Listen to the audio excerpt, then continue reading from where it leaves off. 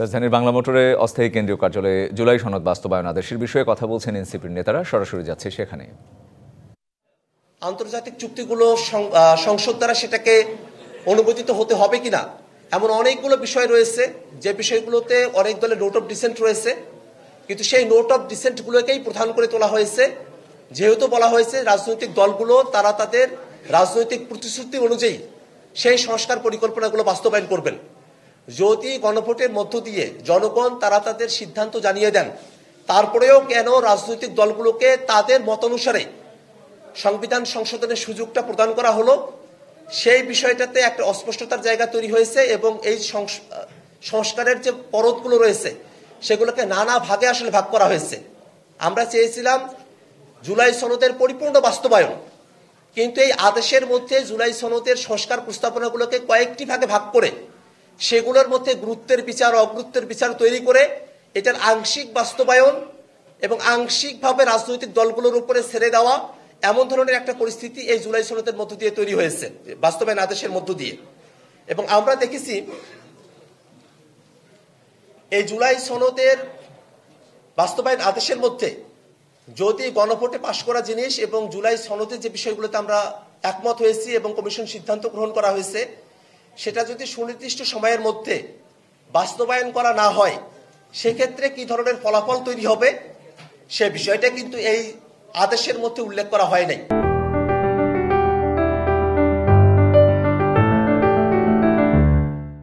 আমরা দেখেছি, আমরা আমাদের দলের তরফ থেকে এর আগেও দাবি জানিয়েছি যে গণভোটের যে ফলাফল সেটা যেন বাধ্যতামূলক থাকে,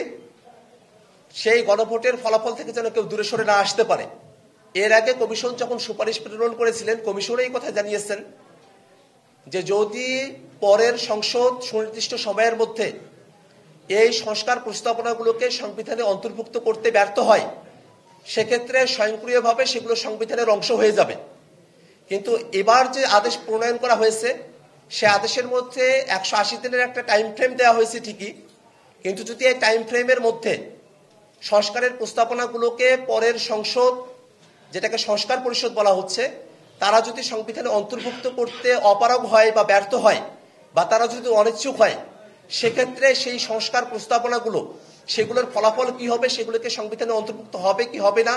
গৃহীত হবে কি হবে না, সে বিষয়ে এক ধরনের অস্পষ্টতা এখানে রয়ে গেছে। এবং আরো একটা বিষয় যে সামনের যে সংসদ সেটাকে দ্বিত্ব ক্ষমতা দিয়ে সংবিধান সংস্কার পরিষদ হিসেবে ঘোষণা করা হবে, সেই সংবিধান সংস্কার পরিষদের আওতা কতটুকু সে ব্যাপারে যদিও 7-এর গ ধারার মধ্যে বলা হয়েছে যে জুলাই সনদ এবং গণভোটের মধ্য দিয়ে যে বিষয়টা অর্জিত হবে তার মধ্য থেকেই সংস্কার পরিষদ কাজ করবেন, কিন্তু এখন সেই ধারাতেও সেটা পজিটিভ ল্যাঙ্গুয়েজে বলা হলেও সেটাকে সীমাবদ্ধ করা হয়নি। এখনো যারা জুলাই সনদের ব্যাপারে নানা ধরনের অস্পষ্টতা রেখে এবং জুলাই সনদকে অকার্যকর করতে চায় তাদের জন্য সেই ধারা থেকে ব্যাখ্যার সুযোগ রয়েছে যে জুলাই সনদ এবং গণভোটের বাইরে থেকেও এই সংস্কার পরিষদ তারা তাদের কার্যক্রম পরিচালনা করতে পারে। সেক্ষেত্রে সংবিধান সংস্কার পরিষদ তারা যে সিম্পল মেজরিটিতে সিদ্ধান্ত গ্রহণ করতে পারবে তা নিয়ে বড় ধরনের সংকট তৈরি হতে পারে। আমরা সকলে এটা জানি যে সংবিধান সংশোধন করতে হলে অন্তত 2/3 মেজরিটির প্রয়োজন হয়। সেক্ষেত্রে এখানে জুলাই সনদ এবং গণভোটের বিষয়গুলোকে সংবিধানে অন্তর্ভুক্ত করার জন্য সংবিধান সংস্কার পরিষদ 2/3 মেজরিটির প্রয়োজন নেই, তারা সিম্পল মেজরিটিতে এটাকে গ্রহণ করতে পারবেন। সেই বিষয়টা যদি শুধুমাত্র জুলাই সনদ এবং গণভোটের মধ্যে সীমাবদ্ধ থাকে তাতে আপত্তির জায়গা থাকে না, কিন্তু তার আওতা যদি সিম্পল মেজরিটিতে সংবিধানে কোনো কিছু অন্তর্ভুক্ত করার আওতা যদি জুলাই সনদ এবং গণভোটের থেকেও বেশি হয়ে যায় সেক্ষেত্রে স্বাভাবিকভাবেই সংবিধান সংশোধনের যে প্রক্রিয়া 2/3 মেজরিটির যে আলাপ সেটাকে ভায়োলেট করে যে দল তারা ক্ষমতায় আসবেন তারা তাদের মতো করে সংবিধানে তাদের ইচ্ছা অনুযায়ী যে কোনো বিষয় অন্তর্ভুক্ত করার তারা সুযোগ পেতে পারেন। এই ধরনের একটা অস্পষ্টতা এই জুলাই সনদ বাস্তবায়নের যে আদেশ তার মধ্যে রয়ে গেছে। সামগ্রিকভাবে আমাদের কাছে মনে হয় জুলাই সনদ বাস্তবায়নের যে আদেশ জারি করা হয়েছে এই আদেশের ব্যাখ্যা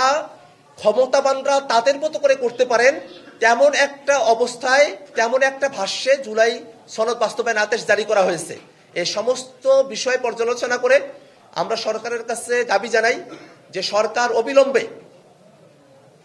জুলাই সনদ বাস্তবায়ন আদেশের সঠিক ব্যাখ্যা প্রদান করবে এবং একই সাথে যে বিষয়গুলোতে জুলাই সনদ বাস্তবায়নের ক্ষেত্রে অস্পষ্টতা রয়েছে সেই অস্পষ্টতাগুলো দূরীকরণ করবে এবং এর মধ্য দিয়ে